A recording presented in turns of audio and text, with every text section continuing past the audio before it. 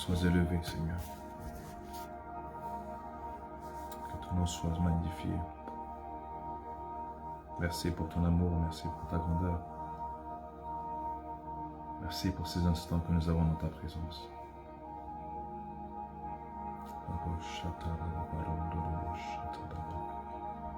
Bonsoir à ceux qui nous rejoignent. Est-ce qu'on peut lever notre voix et commencer à remercier Dieu?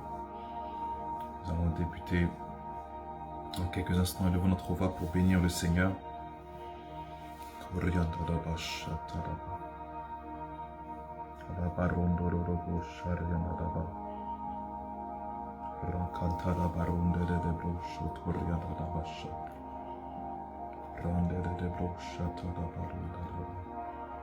Rande de brosha tala branda da basha. Rande de brosha le carunde de brosha telebe. Randa da barosha tala da basha tarianda da ba. Coronde de brosha turianda da basha tala branda da ba. Rando de brosha que telele bondo de brosha catarianda da ba.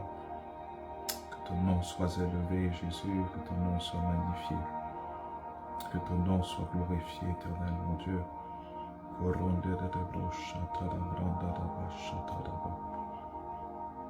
Seigneur, merci. Seigneur, merci. Seigneur, merci que ton nom soit élevé. Que ton nom soit glorifié, éternel. Reçois la gloire, reçois l'honneur. Randa de bosha, randa da barosha, tadaba.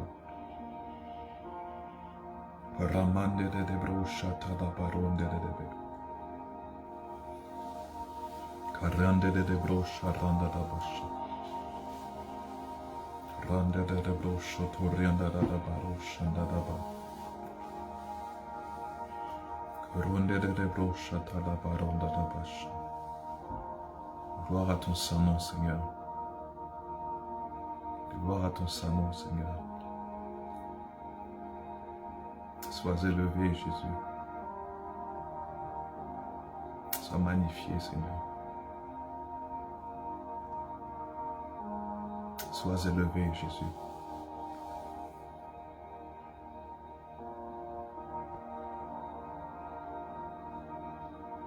Sois élevé, Jésus. Sois magnifié, éternel, mon Dieu. Reçois la gloire, reçois l'honneur, éternel. Est-ce qu'une personne avec moi peut lever sa voix pour remercier le Seigneur? Nous allons débuter dans quelques instants. Mais levons notre voix pour bénir Dieu. Merci, Seigneur.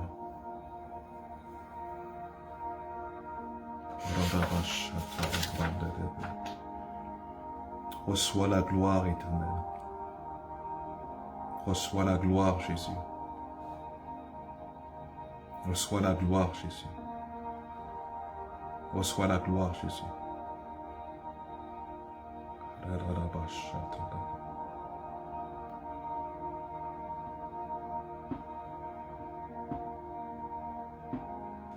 Ah, Seigneur, que ton nom soit élevé.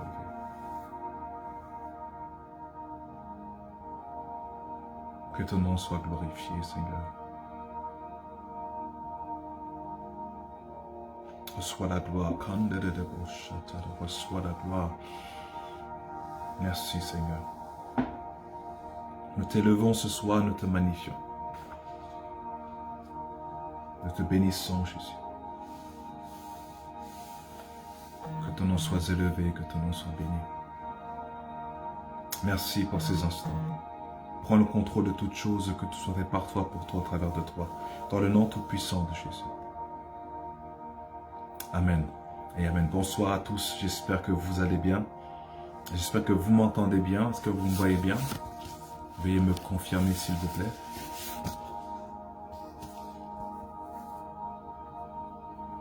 Merci, Seigneur.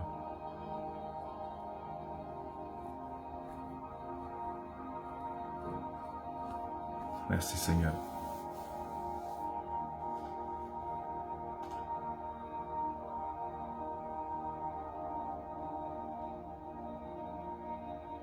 Est-ce qu'on m'entend bien? Est-ce que vous me voyez bien?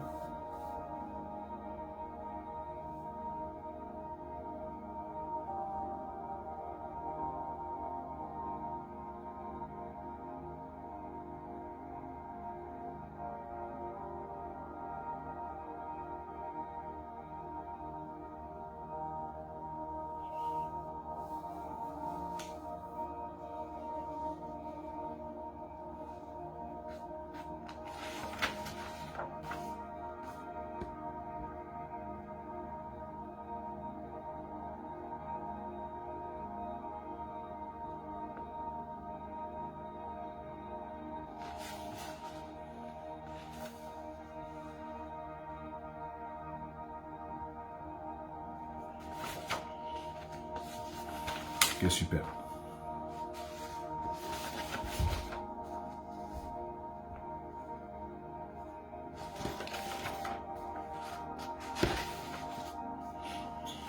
Super.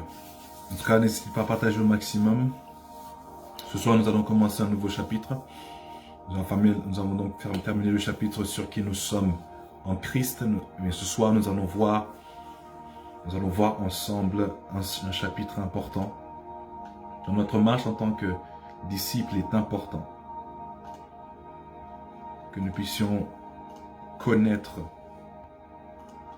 celui-même qu'on adore, qu'on loue, Dieu lui-même. Ce soir, nous allons voir un chapitre sur la paternité de Dieu. Est-ce que tu peux m'aider à dire à ton voisin, Dieu est un Père. Dieu est un Père. Nous allons voir la paternité de Dieu. Est-ce que tu peux me dire à ton voisin, Dieu est un Père. Merci Saint-Esprit.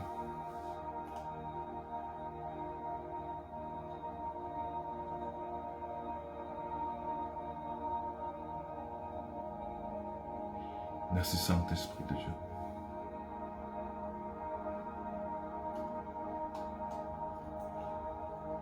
Nous allons parler de la paternité de Dieu.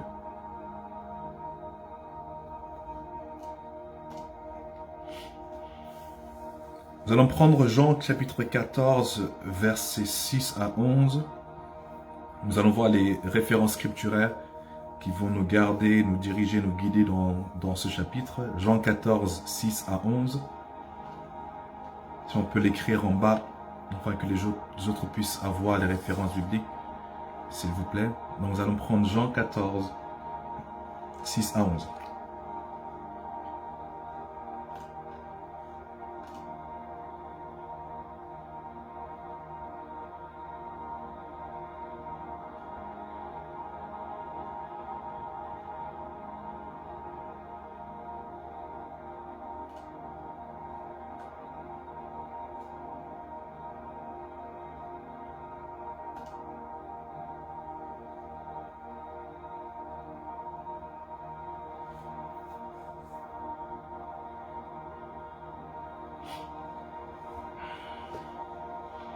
Je lis la version S21.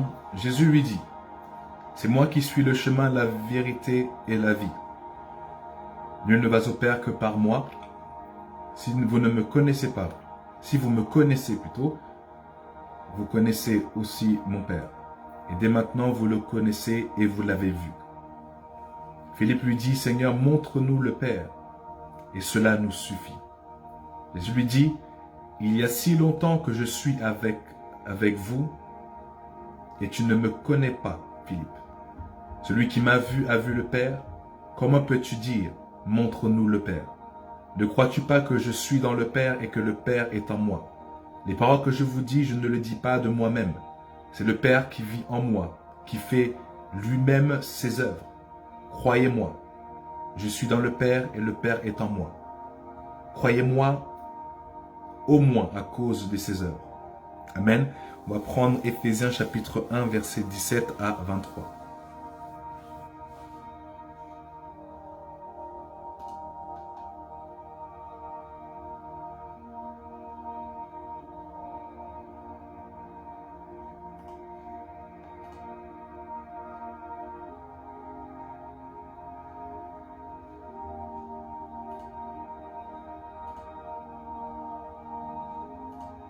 Éphésiens 1, 17 à 23.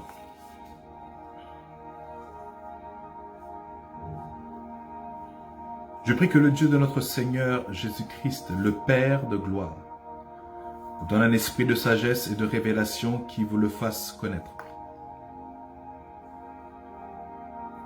Je prie qu'il illumine les yeux de votre cœur pour que vous sachiez quelle est l'espérance qui s'attache à son appel, quelle est la richesse de son glorieux héritage au milieu des saints, et quelle est l'infinie grandeur de sa puissance, qui se manifeste avec efficacité par le pouvoir de sa force envers nous qui croyons.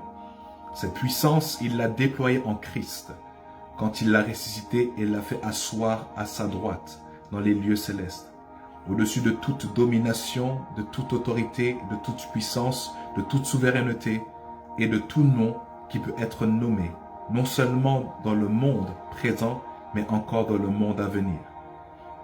Il a tout mis sous ses pieds et il l'a donné pour chef suprême à l'Église, qui est son corps, la plénitude de celui qui remplit tout en tous. Amen. Nous allons prendre maintenant Jacques chapitre 1, 17 à 18.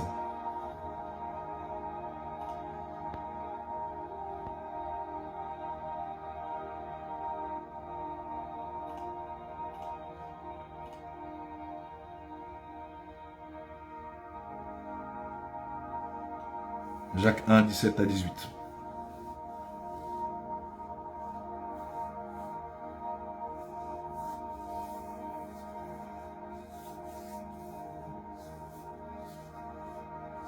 Tout bienfait et tout don parfait vient d'en haut, il descend du Père des Lumières. Du Père des Lumières. Du Père des Lumières. En qui il n'y a ni changement, ni l'ombre d'une variation. Conformément à sa volonté, il nous a donné la vie par la parole de vérité. Il nous a donné la vie par la parole de vérité, afin que nous soyons en quelque sorte les premières de sa créature. Pardon, les premières de ses créatures. Je répète, tout bienfait et tout don parfait viennent d'en haut. Ils descendent du Père des Lumières, en qui il n'y a ni changement ni l'ombre d'une variation. Conformément à sa volonté, il nous a donné la vie par la parole de vérité, afin que nous soyons en quelque sorte les premières de ses créatures. Amen. Nous allons prendre finalement Luc chapitre 15, versets 11 à 32.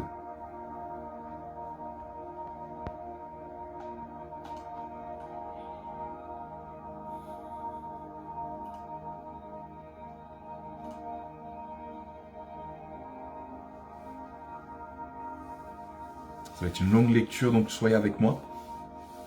Luc 15, 11 à 32.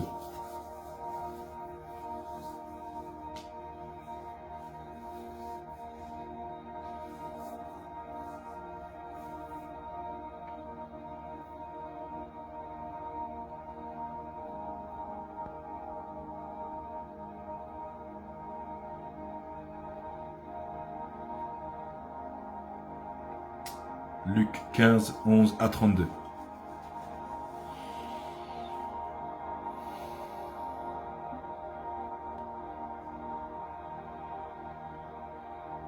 Il dit encore, un homme avait 2 fils. Le plus jeune dit à son père, « Mon père, donne-moi la part de l'héritage que doit me revenir. » Le père leur partagea alors ses biens. Peu de jours après, le plus jeune fils ramassa tout et partit pour un pays éloigné, où il gaspilla sa fortune en vivant dans la débauche. Alors qu'il avait tout dépensé, une importante famine survint dans ce pays.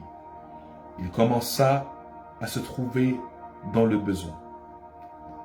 Il alla se mettre au service d'un des habitants du pays, qui l'envoya dans ses champs garder les porcs. Il aurait bien voulu se nourrir des caroubes que mangent bien d'ouvriers. Excusez-moi, hop.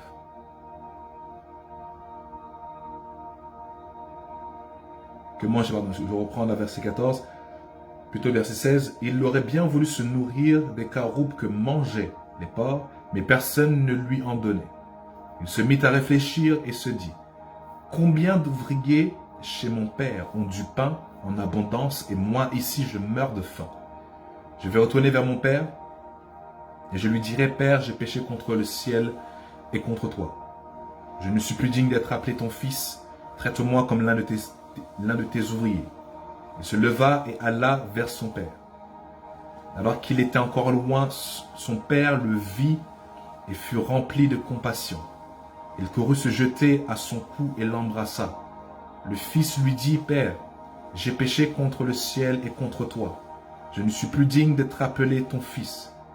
Mais le père dit à ses serviteurs, apportez vite le plus beau vêtement et mettez-le lui. Passez-lui un anneau au doigt et mettez-lui des sandales aux pieds.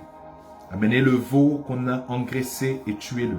Mangeons et réjouissons-nous, car mon fils que voici était mort et il est revenu à la vie. Car mon fils que voici était mort et il est revenu à la vie. Il était perdu et il est retrouvé. Et ils commencèrent à faire la fête. Or le fils aîné était dans les champs. Lorsqu'il revint et approcha de la maison, il entendit la musique et les danses. Il appela un de ses serviteurs et lui demanda ce qui se passait. Le serviteur lui dit, ton frère est de retour et ton père a tué le veau engraissé parce qu'il l'a retrouvé en bonne santé. Le fils se mit en colère et ne voulait pas entrer. Son père sortit le supplier d'entrer. Mais il répondit à son père, voilà tant d'années je suis à ton service sans jamais désobéir à tes ordres. Et jamais tu ne m'as donné un chevreau pour que je fasse la fête avec mes amis. Mais quand ton fils est arrivé, celui qui a mangé tes biens avec des prostituées, pour lui tu as tué le veau engraissé. Mon enfant, lui dit le père, tu es toujours avec moi et tout ce que j'ai est à toi. Mais il fallait bien faire la fête et nous réjouir parce que ton frère que voici était mort. Il est revenu à la vie, il était perdu et il est retrouvé. Ce soir, nous parlons de la paternité de Dieu. Le but de cet enseignement va plus pointer sur connaître le cœur de Dieu. Parce que beaucoup ont une conception particulière de Dieu. Ils pensent que du coup c'est quelqu'un qui est un grand être qui est dans les cieux, qui juge les nations, qui n'aime pas les gens ou autres. Mais ce soir, nous allons voir le cœur de Dieu. Parce que la chose importante que nous devons marquer lorsque Christ a été manifesté dans la chair, c'est qu'il nous a fait comprendre une chose. Il a appelé Dieu son Père. C'est lui qui a emmené le concept de la paternité de Dieu. C'est grâce au travers de lui que nous avons compris que Dieu était un Père et qu'il souhaitait que nous puissions devenir ses enfants et que nous puissions accepter sa paternité et être couverts sous sa paternité. Couverts sous lui. Parce que nous devons comprendre une chose. Grâce au sacrifice de Jésus-Christ et grâce à la venue de l'Esprit, nous avons reçu l'Esprit d'adoption, la Bible déclare, qui fait que maintenant nous avons la possibilité de dire Abba Père. Grâce au Saint-Esprit, nous avons l'opportunité, nous avons le privilège d'appeler Dieu notre Père. Nous avons vu dans le chapitre précédent qui nous sommes en Christ, nous avons vu plusieurs points. Et les points importants que nous avons vus, c'est cette liaison-là que crée cette identité en Christ, cette relation que nous avons avec Dieu, cette relation que nous avons avec Dieu lui-même, avec la Trinité, avec Dieu au complet. Ce privilège d'être engendré par lui, ce privilège de faire partie de sa famille, d'être de la lignée royale et divine, ce privilège. C'est pour ça que la Bible déclare dans Jean chapitre 1 verset 12 à tous ceux qui l'ont reçu, il leur a donné l'autorité, d'autres versions le pouvoir, de devenir enfants de Dieu. Ce verset est un verset important que nous ne devons absolument pas négliger. D'ailleurs, nous allons le lire, Jean chapitre 1, verset 12.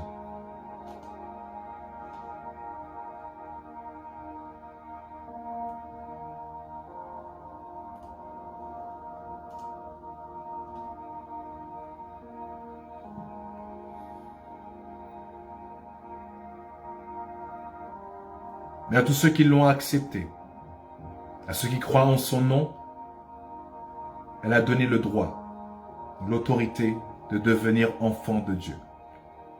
Et on va prendre le verset 13. Puisqu'ils sont nés non du fait de la nature, ni par une volonté humaine, ni par la volonté d'un mari, ou en gros du mariage, mais qu'ils sont nés de Dieu. Je répète, puisqu'ils sont nés non du fait de la nature, ni par la volonté humaine, ni par la volonté d'un mari, mais qu'ils sont nés de Dieu. Et c'est pour ça que nous devons comprendre, et surtout je parle, surtout dans le côté où nous devons tous aller évangéliser, et c'est très bien, mais nous ne devons jamais forcer une personne à accepter Christ. Parce que dès lors que nous forçons une personne à accepter Christ, la personne n'est pas née de Dieu. La personne naît de notre propre volonté, parce que nous voulons à tout prix gagner cette âme. Et là, l'Esprit de Dieu n'a pas fait le travail. La personne accepte, par dépit, accepte d'accepter Christ, bah, du coup, lorsqu'on l'a forcé ou autre. Nous faire attention, que lorsque nous évangélisons, les personnes sont bien nées de Dieu. Et pour être née de Dieu, la personne a cette conviction de la part de l'Esprit de Dieu. La personne a été touchée. Et par sa propre volonté, elle donne sa vie au Seigneur. À partir de là, la personne est née de Dieu. Et à cette personne-là, on n'a pas besoin de dire arrête de faire ça, arrête de faire ça. L'Esprit de Dieu en la personne la convaincra. C'est pour ça qu'aujourd'hui, dans le corps de Christ, on force, quand on va à l'évangile, on essaie de forcer les gens à accepter Christ. Non! Même la volonté de Dieu, c'est que tout le monde soit sauvé, mais Dieu lui-même sait qu'il ne peut pas forcer tout le monde. De la manière dont nous ne pouvons donc pas forcer.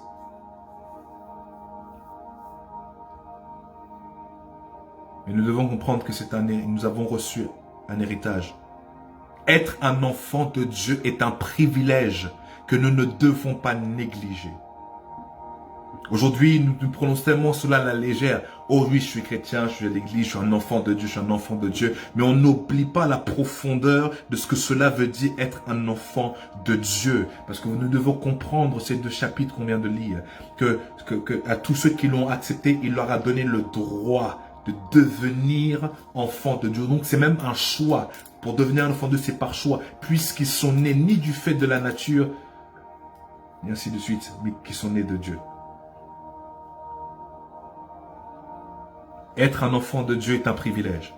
Et j'aimerais que tu puisses dire cela à ton voisin.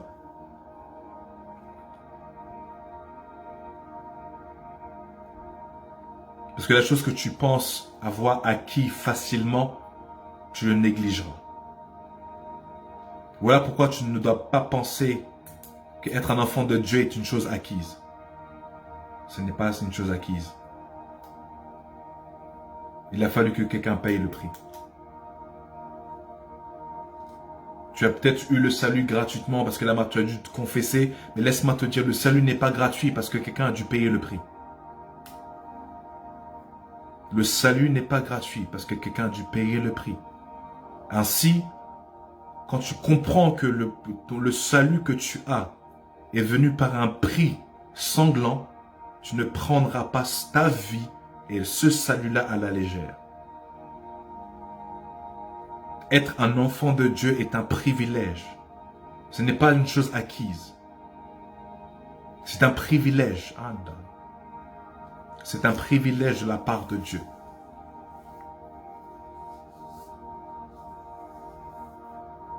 Parce qu'on va prendre l'histoire de l'enfant prodigue comme on l'a lu, Luc 15. Et c'est intéressant parce que Luc 15, l'histoire de l'enfant prodigue, dépeint merveilleusement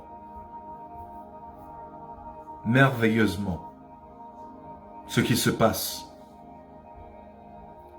Nous avons 2 enfants avec un père riche respecté.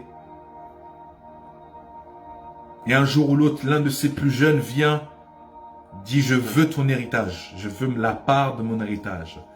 Jeune et insensé et immature, qui a été donc poussé, attiré par la séduction du monde, comme je l'ai dit la dernière fois, séduit par le monde, il a précipité les choses. Immature, la Bible déclare, un enfant tant qu'il, un héritier tant qu'il reste un enfant n'est pas différent d'un esclave, d'un serviteur. La dimension de fils est la dimension de la maturité. Mais voyez donc cet enfant-là a tellement donc pris à la légère parce qu'il était né, voilà, son père est riche et tout, etc. Il est respecté, ainsi il a une grande renommée et ainsi de suite. Donc il a négligé cette partie-là, donc il a dit, voilà, je peux avoir mon héritage et aller faire ce que je veux. Voilà, on peut rester dans une chose tellement longtemps qu'on pense que c'est acquis, donc voilà, on n'a plus rien d'autre à faire. Si, laissez-moi vous dire, l'histoire de l'enfant prodigue nous enseigne pas mal de choses. Même si qu'il est allé dans le monde et il a vécu la débauche, il était toujours attaché. Dans son dans son envie d'indépendance, dans son envie de faire ce qu'il veut, dans son envie de faire ce qu'il veut, comme j'ai dit, de prendre son indépendance et aller vivre comme il le souhaite, il a tout perdu. Et cela montre exactement ce qui s'est passé à la création, lorsque Adam et Ève ont choisi de désobéir au Seigneur et de faire ce qu'ils veulent. Et encore le Seigneur, dans cette histoire, enseigne encore les dangers de vouloir se détacher de Dieu. De prendre les choses à la légère. Juste parce que tu es un enfant de Dieu, tu te crois tout permis. Et non. Non. L'histoire de l'enfant prodigue nous enseigne pas mal. Dieu est un père. Il est amour. Oui, il est amour. Mais c'est parce qu'il est amour, voilà pourquoi il te protège de certaines choses, voilà pourquoi il te donne des interdits, voilà pourquoi en fait en gros il dit non à certaines choses, voilà pourquoi il ferme certaines portes. Parce qu'il est un père. Et je pense qu'il est mieux placé pour savoir ce qui est bon pour nous. Dieu est bien placé pour savoir ce qui est bon pour nous.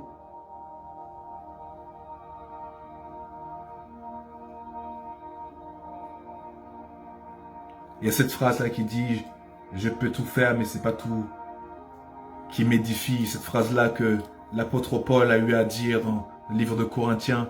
Mais laissez-moi vous dire, oui, nous pouvons tout faire. Oui, nous avons le choix de tout faire. Mais ces choix-là ne viennent pas sans conséquences. La Bible déclare dans le livre d'Ecclésiaste, tout ce qu'on fait, soit bien ou mal, viendra en jugement. Donc oui, nous pouvons tout faire. Mais nous en tirons les conséquences, soit positives ou négatives. Ce verset dans le livre de Corinthiens, 1 Corinthiens, n'était pas une licence pour que nous puissions entrer dans des choses insensées. Parce que la Bible nous enseigne que nous devons nous abandonner entièrement au Seigneur. Donc au final, on ne peut pas tout faire. Si nous voulons vraiment suivre Jésus, nous ne pouvons pas tout faire. Mais si nous ne voulons pas suivre Jésus, nous pouvons tout faire. Parce que suivre Dieu est un choix. Marcher avec le Seigneur est un choix. Être un disciple de Jésus-Christ est un choix.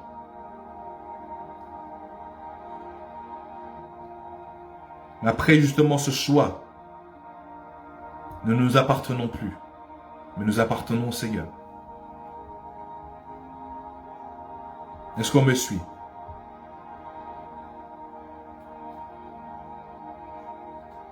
Nous avons ce privilège, grâce au sacrifice et à la résurrection de Christ, et par le Saint-Esprit, la possibilité d'appeler Dieu notre Père. Nous avons été marqués par son sceau et nous avons été engendrés par lui. Lorsque nous avons accepté Jésus-Christ comme Seigneur et Sauveur, et lorsque nous avons délaissé le monde.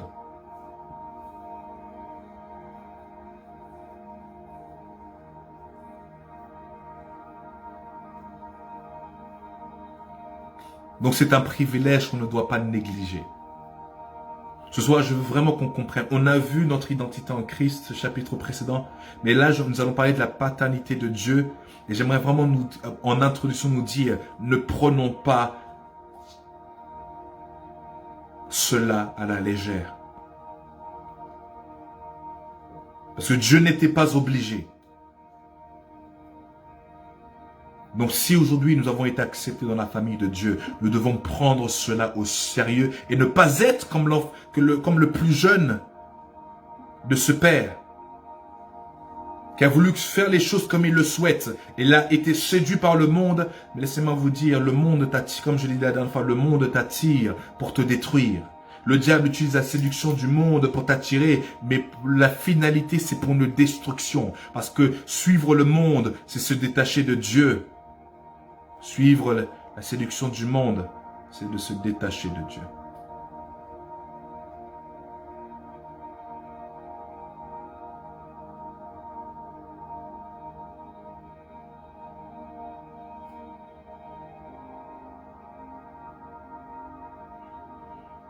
Par la puissance de Dieu. On l'a lu la dernière fois dans 1 Pierre. Grâce à la puissance de Dieu, on a tout ce qu'il nous faut. Nous avons été acceptés dans la famille divine de Dieu. Est-ce qu'on me suit?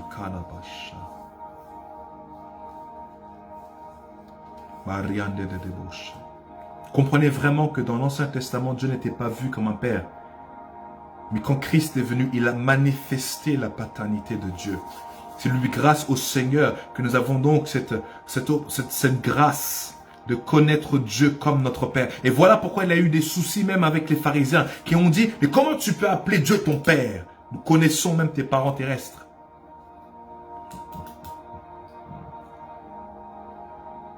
Oui, parce que le but de Christ, la venue de Christ, de Dieu sur terre, c'était de nous racheter. Parce que avant la chute, nous étions enfants. Adam et Ève étaient les enfants, Adam et Ève étaient les fils de Dieu. L'extension même de Dieu sur la terre, la photocopie de Dieu. Et le diable est venu avec un mensonge pour pouvoir voler cette partie, voler cette chose. Mais Christ est venu restaurer cela dans notre vie. Voilà pourquoi on ne doit pas... que la venue de Christ n'est pas seulement pour qu'on confesse nos péchés et que Dieu nous pardonne. Non, Christ est venu nous restaurer notre position en tant qu'enfant et fils de Dieu. Voilà pourquoi ça n'a rien à voir avec la religion. Voilà pourquoi nous devons arrêter de courir après la religion et revenir dans cette relation comme le fils prodige, revenir au Père. Et vous voyez, quand le Fils est revenu, le Père ne l'a même pas rejeté. Il n'a même pas attendu ce que le Fils vienne.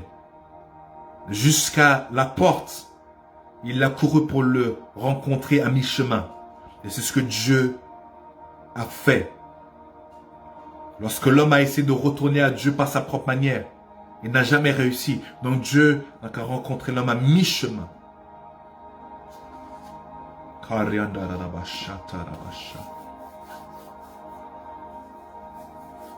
Dieu a rencontré l'homme à mi-chemin.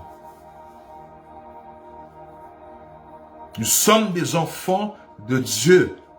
Plus que les chrétiens, nous sommes des enfants de Dieu. Et cela doit rentrer dans la conscience et dans l'intelligence du corps de Christ que nous sommes des enfants de Dieu plus que d'être des chrétiens.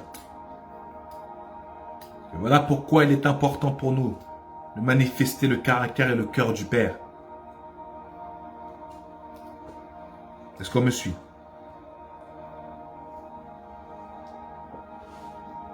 Dieu est un Père. Et même lorsque Jésus-Christ a donné le modèle de la prière, lorsque les disciples lui ont demandé « Enseigne-nous comment prier », Jésus commence déjà par dire, il n'a pas commencé par dire Dieu créateur, Elohim Adonai, il a commencé à dire « Notre Père qui est dans les cieux ». Il aurait pu commencer par tout, mais pourquoi la Bible spécifie que Christ a commencé par dire « Notre Père ».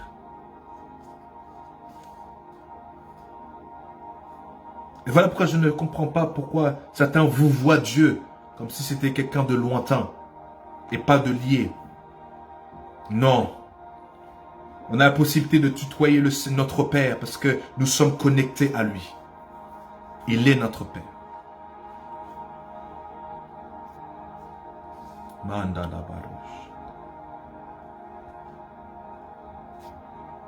Il est notre Père.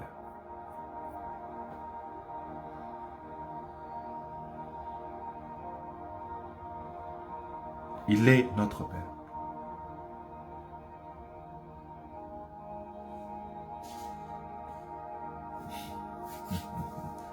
Oh mon Dieu, Saint-Esprit. Vous pouvez noter ceci.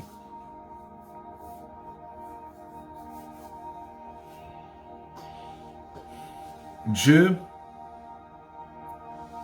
est référé que 15 fois. Dieu en tant que Père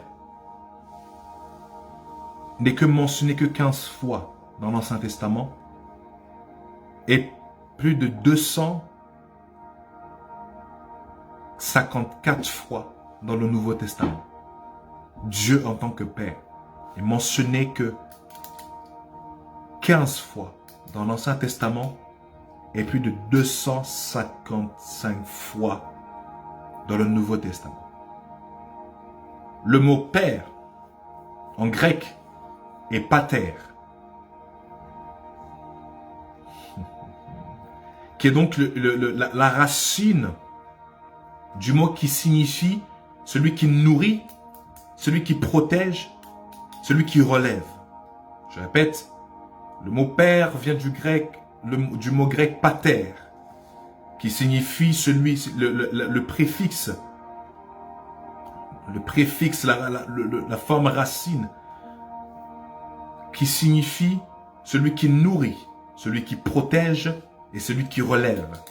Un père est censé être celui qui nourrit, celui qui protège, celui qui relève.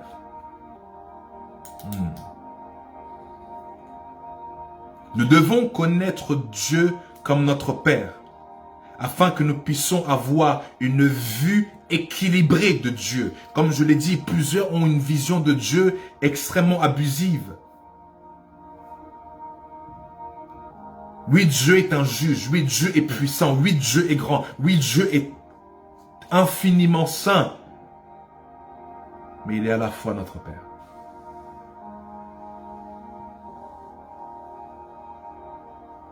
Il s'est manifesté en tant que Christ pour nous montrer la partie de lui qui veut être avec nous. Tant qu'il était loin, l'homme aurait toujours eu cette distanciation. Mais pour nous montrer que Dieu veut être avec nous, il est descendu lui-même. Ah mon Dieu, mon roi, mon Dieu, est-ce que vous ne comprenez pas la profondeur de cette révélation? Je vous dis, cela est bien plus de connaître en fait les profondeurs des anges, l'angéologie, toutes ces choses. De connaître le mystère de la paternité de Dieu est bien plus élevé que toute autre chose, les amis.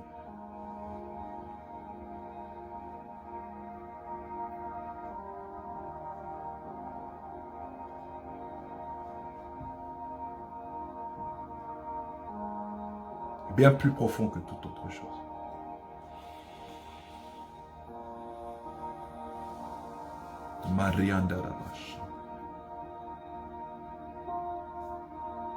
Connaître Dieu comme son Père. Voilà pourquoi j'ai des problèmes avec certaines religions qui poussent aux personnes, aux suiveurs de croire que Dieu est quelqu'un de lointain, au point de le voyer autre et avoir des intermédiaires, alors que lui-même est descendu. Oh mon Dieu, la Bible déclare dans Colossiens, oh mon Dieu, la Bible déclare dans le livre de Colossiens que Christ est la manifestation visible du Dieu invisible. Donc pourquoi certains hommes veulent taire la paternité de Dieu, taire cette partie-là de Dieu? Pourquoi?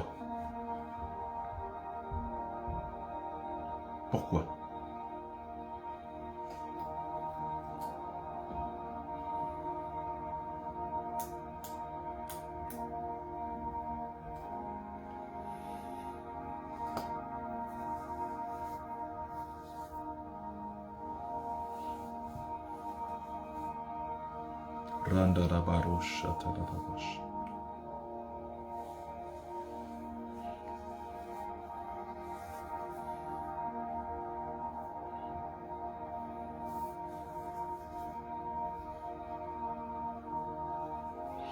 Merci Saint-Esprit pour ta présence ce soir. Merci Saint-Esprit. Nous allons maintenant voir Dieu le Père dans la notion de la Trinité.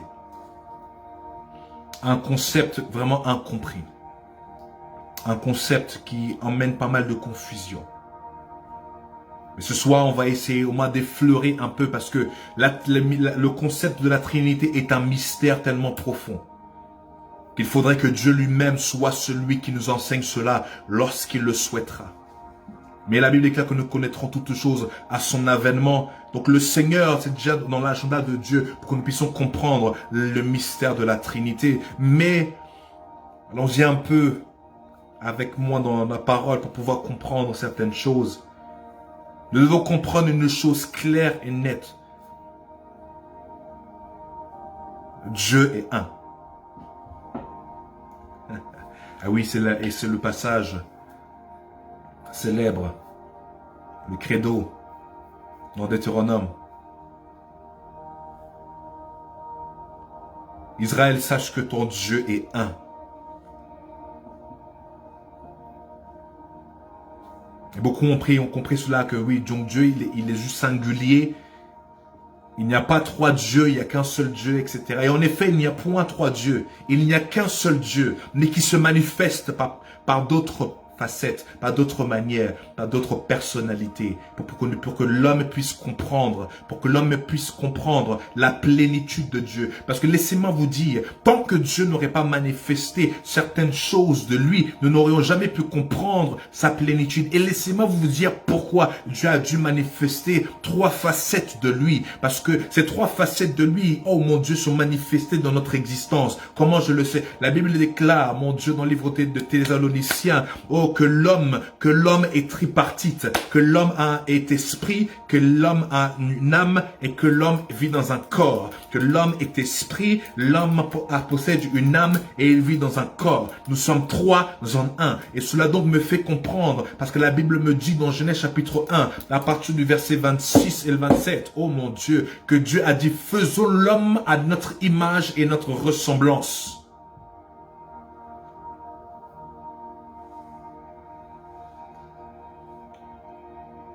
Donc si nous avons été créés trois en un et à son image, la ressemblance de Dieu, donc quelque part, Dieu est trois en un.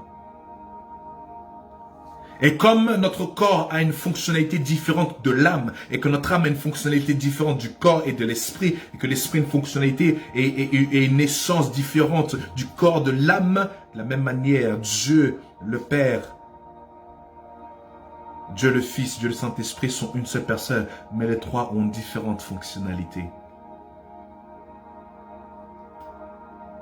Ces trois ont été manifestés pour différents types de buts, pour que l'homme puisse avoir une meilleure image de qui il est. Oh, je ne sais pas si quelqu'un a compris ce que je viens de dire. Dieu s'est manifesté de manière tripartite pour montrer à l'homme, pour que l'homme puisse avoir une meilleure image de qui il est. Ouh Seigneur, qu'est-ce que je viens de dire? Je viens de dire quelque chose de profond. Dieu s'est manifesté de manière tripartite pour montrer à l'homme qui il est réellement. Que l'homme puisse comprendre la facette du corps. Pourquoi le corps? C'est pour que l'homme puisse comprendre le corps. Dieu a dû manifester. Comment il doit vivre. Comment est Dieu dans la dimension physique? Comment est Dieu dans la dimension physique? Parce que l'homme a été créé à l'image, la ressemblance de Dieu. Et après la chute, après sa chute, l'homme a tout oublié. L'homme a été arraché de sa nature divine. Et Christ, donc, pour restaurer cela, il a dû remontrer à l'homme qui il est dans la dimension physique. Donc voilà pourquoi Christ a été manifesté physiquement. Voilà pourquoi la Bible nous dit dans Jean chapitre 14, 6 à 11. Oh mon Dieu, quand Philippe a posé la question, Christ, Seigneur, montre-nous le Père. Oh, la première chose que Jésus a dit, depuis tout ce temps que je suis avec vous, tu ne me connais toujours pas.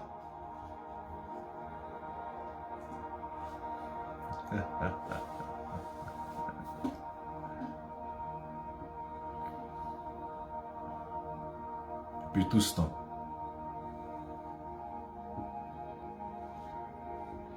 Depuis tout ce temps que je suis avec vous. Philippe, tu ne me connais toujours pas.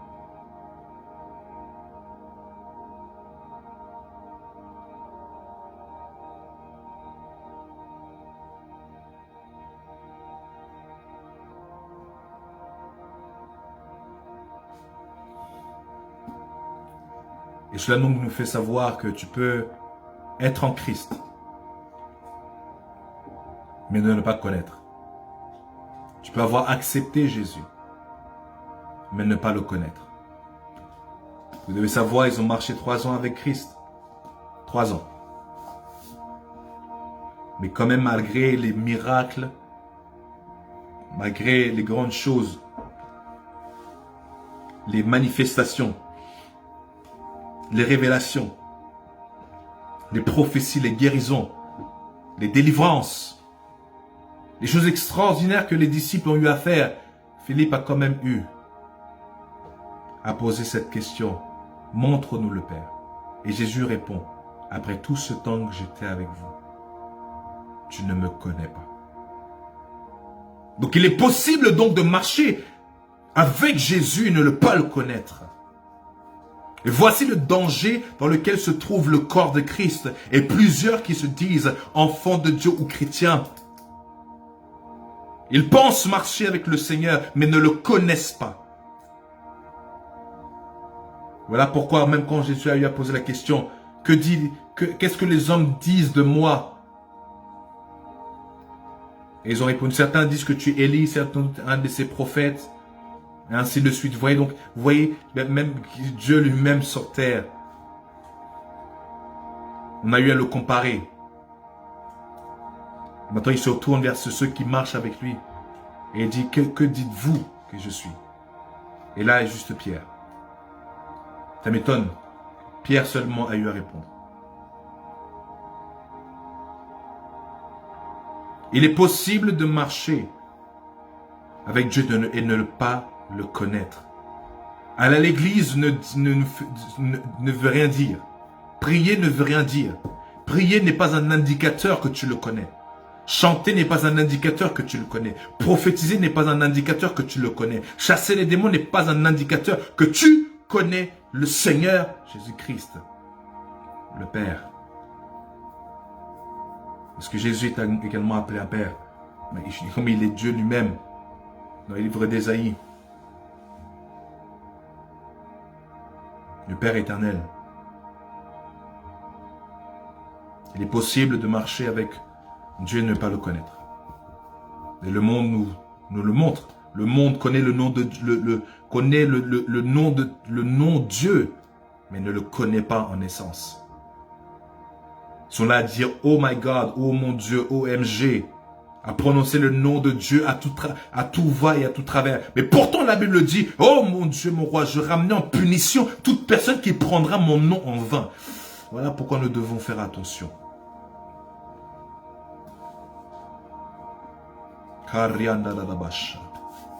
Oh mon Dieu, ce soir. Oh mon Dieu, ce chapitre va être profond et fort parce que il est temps que nous puissions avoir une image claire de qui est Dieu. Notre Dieu. Donc je parlais de la Trinité. Dieu le Père dans la Trinité. On va prendre deux types d'illustrations. On va commencer par l'illustration de la pomme. Vous voyez, la pomme a donc son centre.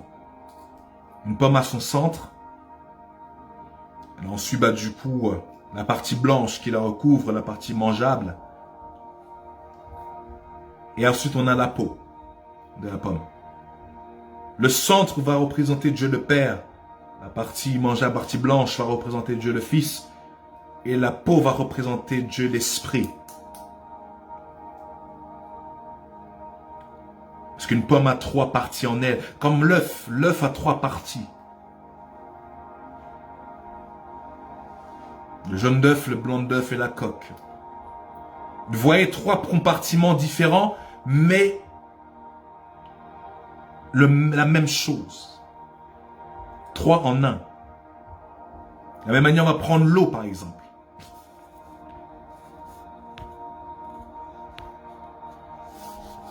On va prendre l'eau.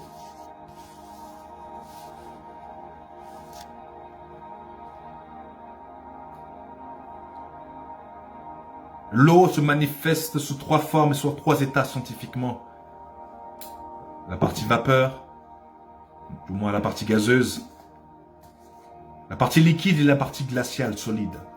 Mais, scientifiquement, dans son centre, microscopiquement, dans son essence, on a toujours les mêmes molécules. Malgré 3 états différents de l'eau, mais la même structure moléculaire. Voici Dieu. 3 états différents, mais la même structure. Est-ce qu'on me suit, s'il vous plaît?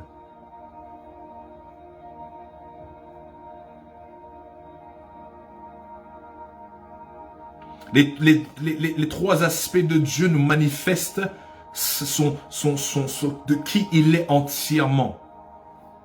Comprendre la dimension de l'Esprit, la dimension du Fils, la dimension du Père, nous permet d'avoir la plénitude de Dieu.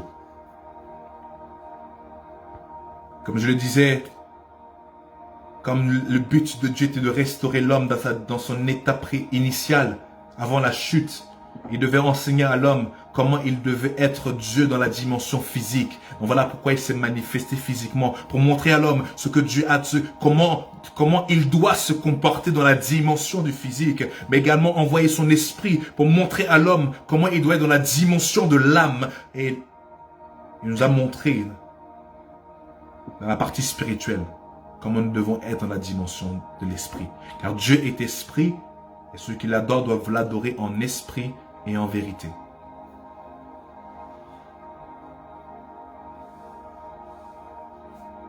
Donc nous, on ne parle pas de 3 différents dieux, on parle du même Dieu qui s'est manifesté sous différents états pour enseigner à l'homme sa plénitude, qui il est lui, mais surtout qui nous sommes. Parce que la seule manière pour que l'homme puisse savoir qui il est, il doit d'abord voir son origine, voir sa base, voir sa source. Sans cela, l'homme ne sera jamais qui il est. Voilà pourquoi le diable permet à l'homme d'être émotionnel et d'être charnel, mais jamais il fait tout pour que spirituellement il n'a pas l'illumination. Voilà pourquoi on dit de sauver des âmes et non pas des esprits. Parce que, comme je le disais, le salut n'est seulement complet lorsque ton âme, ton esprit, ton âme et ton corps sont entièrement sauvés. Et comme on l'a vu précédemment, que notre esprit a été sauvé, que nous avons été nés de nouveau. Mais nous sommes en train d'être sauvés parce que l'esprit est en train de travailler notre âme. Lorsqu'on le laisse travailler et on le laisse nous diriger, mais lorsque Christ reviendra, notre corps sera transformé en un corps glorieux. Et là, à partir de là, le salut sera complet. Voilà pourquoi Paul nous demande de travailler notre salut, parce que ce n'est pas encore fini. Et voilà pourquoi on peut perdre notre salut.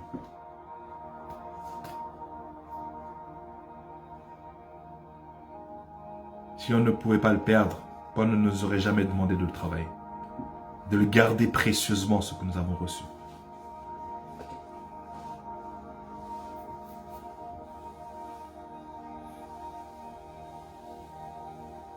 Amen.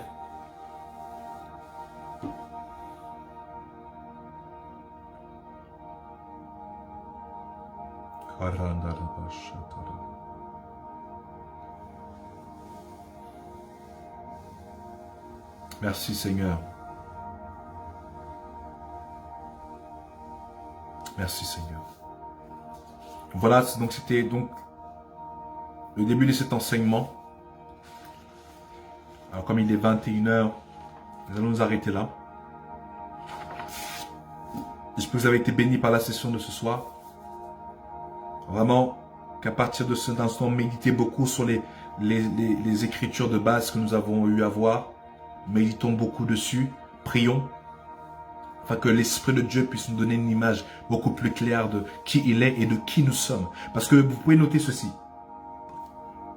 Dans la vie de chaque être humain, nous devons répondre à 3 questions primordiales qui vont nous permettre d'entrer dans notre destinée, la manifester et de glorifier Dieu et que Dieu soit fier de nous. 3 questions que nous devons répondre durant notre vie. 3 questions primordiales que le diable fait tout pour que nous répondions mal à ces questions parce que les réponses déterminent absolument tout le cours de notre vie. La première question, qui est Dieu? Deuxième question, qui nous sommes? Et troisième question, pourquoi nous existons? Parce que nous devons comprendre que la réponse à la première question nous permet de répondre à la deuxième question. Et la réponse de la deuxième question nous permettra de répondre à la troisième question. Les trois questions sont interdépendantes. Donc comment tu réponds à la première question détermine le reste. Donc si maintenant la question de la divinité, qui est Dieu? Ton Dieu c'est l'argent, ton Dieu c'est les stars, ton Dieu c'est ce monde et autres. Tu vas te définir selon l'image que tu as de celui. C'est la réponse à la première question. Voilà pourquoi le diable commence jeune. Parce qu'il sait que à la première question, c'est lorsqu'un enfant est né, tu dois parce que la Bible déclare enseigner à l'enfant les voies de Dieu. À l'enfant. Voici le modèle, le cycle, le protocole universel et spirituel. C'est à l'enfance que nous devons enseigner à l'enfant qui Dieu est. Parce que au travers de cette connaissance, l'enfant pourra bien grandir. Mais lorsqu'à l'enfance, cette étape est manquée, le diable vient remplacer la vraie définition de Dieu avec une fausse définition. Donc l'enfant maintenant commence à grandir avec une mauvaise définition de qui Dieu est. Ainsi, il a une mauvaise définition de qui il est et le reste est fatal.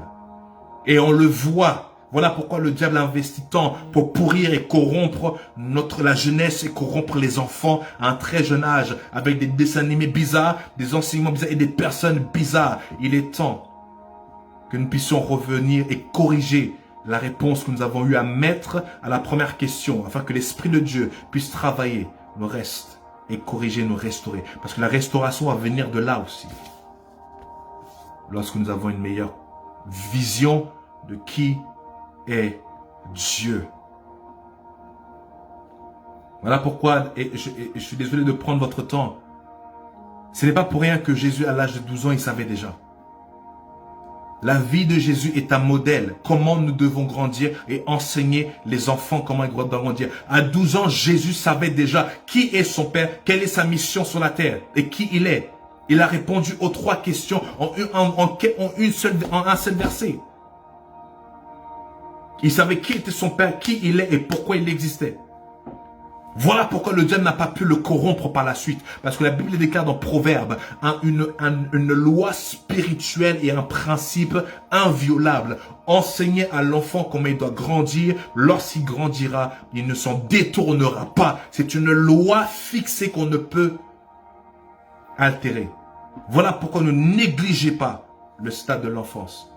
Et si vous avez grandi que le stade de l'enfance a peut-être été corrompu par l'ennemi, l'Esprit de Dieu est capable de restaurer, de corriger cela. Voilà pourquoi nous avons ces instants-là les mercredis, pour que l'Esprit de Dieu fasse ce travail-là. Voilà pourquoi il doit briser ces forteresses dans notre mentalité. Voilà pourquoi l'âme ne doit pas être négligée. Voilà pourquoi l'Esprit de Dieu représente la dimension de l'âme, pour nous enseigner comment être, oh mon Dieu, comment notre âme doit être à l'image, la ressemblance de Dieu. Parce que ce n'est pas seulement la dimension spirituelle qui est à l'image, la ressemblance de Dieu. Je répète, Église, entends-moi. Ce n'est pas seulement ton esprit qui doit être à l'image de Dieu. Ton corps, ton âme et ton esprit. Voilà, parce que quand Dieu dit faisons l'homme à notre image, ressemblance, il ne parlait pas que de la dimension spirituelle, il a fait les trois dimensions. En effet, sans père, nous sommes sans repère. Merci beaucoup, maman Isabelle. Et c'est exactement ça. Parce qu'un père, selon Dieu comme il l'a fixé, doit être un repère. Et c'est une loi spirituelle. On peut dire ce qu'on veut. Il peut y avoir plusieurs mouvements qui peuvent combattre cela. Mais comme Dieu l'a instauré, un père doit être un repère. Et malheureusement, beaucoup de pères qui sont censés être des repères n'ont eux-mêmes pas eu de repères. Voilà pourquoi ils ne peuvent pas être des repères. Et le diable a compris ce système. Voilà pourquoi il préfère détruire génération en génération, afin que des pères qui n'ont pas eu de repères puissent également ne pas être des repères par la suite. Et ainsi nous avons donc des générations brisées, brisées et brisées. Des générations sans repères, sans repères, sans repères. Mais gloire soit rendue à Dieu que l'Esprit de Dieu est là et ses enseignements existent pour restaurer, pour amener la guérison et la délivrance dans le nom de Jésus. Je vous bénis ce soir et on se dit à vendredi 20h pour notre temps de prière à l'église en présentiel et à mercredi prochain pour la suite. Dans le nom de Jésus, je vous bénis. Bonne soirée à vous.